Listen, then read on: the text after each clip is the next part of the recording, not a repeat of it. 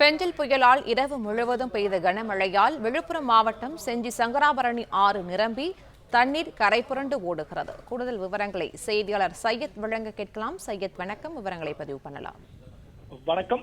செங்கல் புயல் காரணமாக விழுப்புரம் மாவட்டத்தில் நேற்று காலை முதல் மிதனமாக மழையும் புயல் கரையை கடந்த பிறகு ஒரே இரவில் கொட்டி தீர்த்த கனமழையால் கடந்த 60 ஆண்டுகளுக்கு பிறகு செஞ்சி சங்கராபரணி ஆற்றில் மழைநீர் பெருகெடுத்து ஓடுகிறது.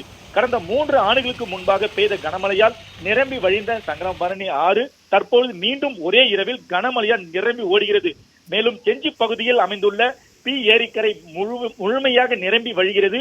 மேலும் ஏரிக்கரை உடையாமல் இருக்க ஜல்லிக்கற்களையும் மணல் மூட்டைகளையும் அடுக்கி வருகின்றனர். வழிந்து ஓடும் தண்ணீரானது திண்டிவனம் சாலை முழுக்க சாலைகளில் பெருக்கெடுத்து ஓடுகிறது.